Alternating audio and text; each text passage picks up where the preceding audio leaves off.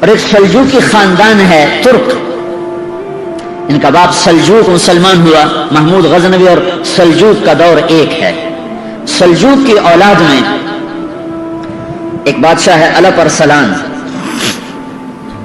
اللہ نے اس کے ذریعے سے اپنے دین کو عزت بخشی اور اہل ایمان کو عزت بخشی۔ یہ اپنے سرکاری دورے پر نکلا ہوا ہے،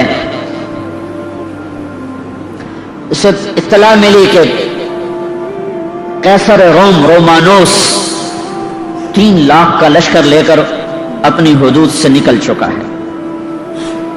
آرمینیا کہاں اور اصفہان کہاں، ہزاروں میل کا بیچ میں سفر۔ تو اس نے سارے اراکین سلطنت کو جمع کیا، اب کیا کیا جائے؟ تو سب نے کہا ہم تیار نہیں ہیں، 3 لاکھ کا لشکر ہے تو ہمیں پیچھے ہٹنا چاہیے اور تیاری کر کے پھر سامنے آنا چاہیے۔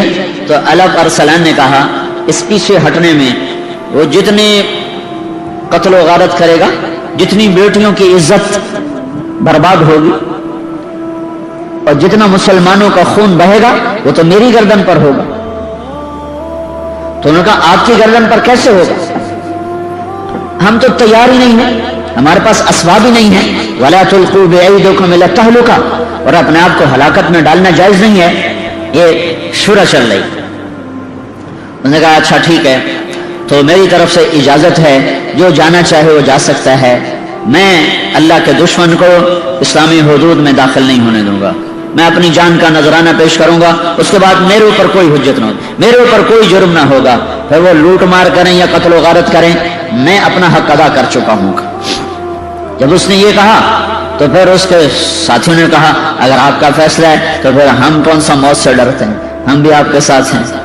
تو اس نے، اس کا بیٹا ملک شاہ اس کے ساتھ تھا، اس کی عمر تھی اس وقت کوئی 12 برس، تو اس نے وصیت نامہ لکھوایا کہ ممکن ہے اس جنگ میں میں شہید ہو جاؤں تو میرے بعد میرا بیٹا ملک شاہ میری جگہ حکمران ہوگا، اور نظام الملک یہ اس کا وزیر ہے، اس کا وزیر ہوگا، اور جب تک ملک شاہ بالغ نہیں ہوگا امور سلطنت کو نظام الملک چلائے گا۔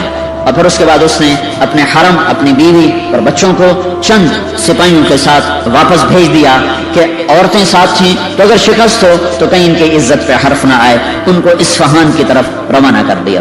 اور رومانوس 3 لاکھ کے لشکر کے ساتھ میدان میں اترا، اور یہ کتنے تھے؟ 12,000۔ یہ دنیا کی عجب جنگ لڑی گئی ہے۔ تو جمعرات کو لشکر آمنے سامنے ہوئے تو نظام الملک نے کہا کہ میری ایک رائے ہے سلطان کا، کیا؟ کہ جنگ کو کل کے لیے مؤخر کریں اور جمعہ کی نماز کے بعد نکلیں، کہ جمعہ کے وقت ساری امت دعا کرے گی اور ہم بھی جمعہ کے بعد اللہ سے مانگیں گے تو اللہ کی غیبی مدد ہمارے ساتھ ہوگی۔ تو انہوں نے ایک دن اس کو آگے بڑھایا اور جمعہ کی نماز کے بعد سلطان نے خود نماز پڑھائی۔ کیا زمانہ تھا، بادشاہ خود امام بھی ہوتے تھے۔ نماز پڑھائی اور اس کے بعد وہ گھوڑے پہ سوار ہوا اور اس نے اپنی لوہے کی ٹوپی اتار دی اور امامہ باندھ لیا سر، اپنے آپ کو مرنے کے لیے تیار کر لیا، کوئی چیز بیچ میں حائل نہ ہو، اور پہلی صف میں اس نے جھنڈا اٹھا لیا۔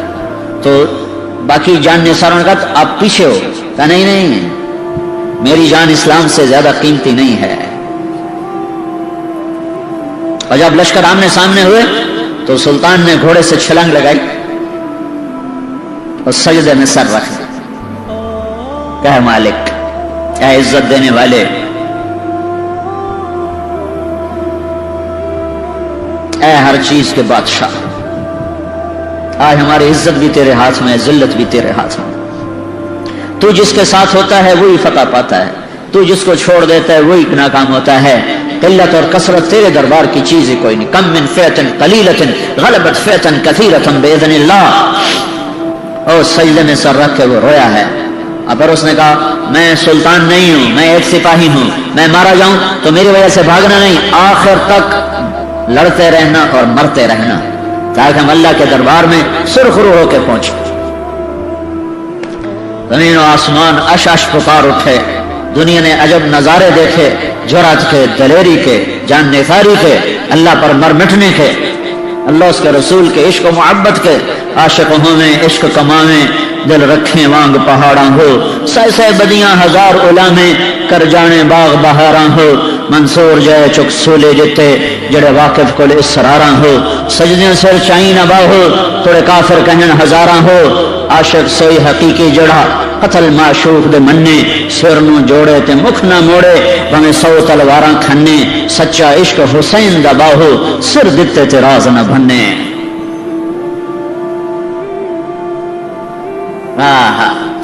اس جگہ کا نام تھا مولاد گرد، مولاد گرد،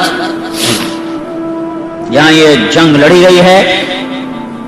ان ینصرکم اللہ فلا غالب لکم، ان ینصرکم اللہ فلا غالب لکم، میں تمہاری مدد کروں تو کوئی تم پہ غالب نہیں آ سکتا۔ وَإِن يَخْذَلْكُمْ، اگر میں ہی چھوڑ دوں، اگر میں ہی چھوڑ دوں، فَمَنْ ذَا الَّذِي يَنصُرُكُم مِّن بَعْدِهِ، وہ کون ہے جو تمہاری مدد کرے؟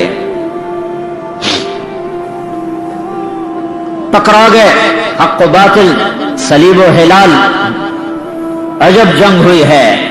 اب میرے اللہ کا غیبی نظام چلا ہے، ادھر جنگ نے اپنی آگ کو بھڑکایا، ادھر اللہ نے سورج کی آگ کو تیز کر دیا، اور کیسر روم جو اپنے لشکر لڑا رہا تھا اس کو اتنی شدید گرمی لگی کہ اس کو میدان جنگ میں ٹھہرنا مشکل ہو گیا۔ اس کے اوپر چھاؤں سایہ اور اس کو ہوا دینے کے لیے 7 کنیزیں کھڑی ہوئی ہیں، اور 3 لاکھ آدمی ساتھ تھا، 1 لاکھ 7 مزدور کارندے اور 2 لاکھ لٹیرے آئے ہوئے تھے کہ جب فتح ہو جائے گی تو پھر ہم لوٹ مار کا بازار گرم کریں گے۔ لہذا ان کو شکست کا کہیں تصور نہیں تھا، تو اس کو لگی شدید گرمی تو وہ پیچھے ہٹا، گرمی سے بچنے کے لیے اپنے خیمے کی طرف ہٹا۔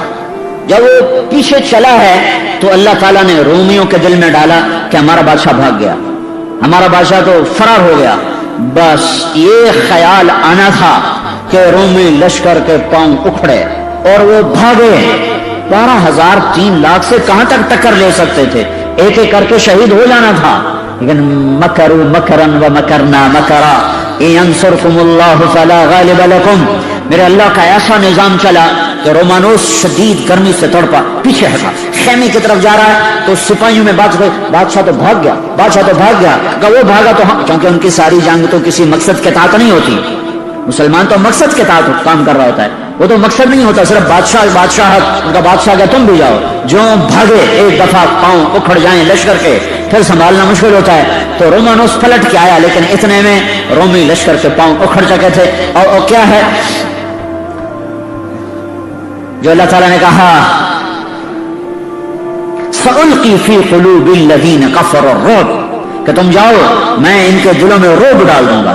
اللہ نے ایسا خوف ڈالا اور ایسا رعب ڈالا کہ 3 لاکھ آدمی دوپہر تک اثر تک، جمعے کے بعد تو جنگ شروع ہوئی، اثر تک نہیں ٹک سکے اور بھاگے، اور ہر ایک دوسرے سے آگے بھاگنے کی کوشش کر رہا تھا۔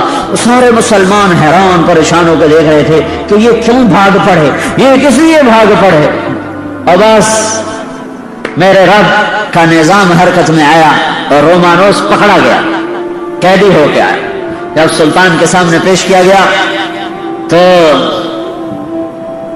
اللہ پر سلام نے پوچھا اگر میں گرفتار ہوتا تو تو میرے ساتھ کیا کرتا؟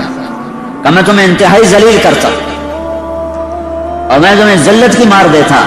اللہ پر سلام نے کہا لیکن ہمارے نبی نے ہمیں کہا ہے کہ عزت دار کی عزت کرو، میں تمہیں ذلیل نہیں کروں گا، آؤ، اور اسے اپنے پاس تخت پہ بٹھایا، کہا ادھر بیٹھو، کہا اس کو بادشاہی پروٹوکول دیا جائے، اس کو عزت احترام باقی رکھا، اور پھر پلا اپنا مہمان بنا کے رکھ، پھر اس کو چھوڑنے سرحد تک گیا، پھر کہنے لگا اگر پھر بھی شوق پورا کرنا ہو تو آ جانا، ہم پھر حاضر ہیں۔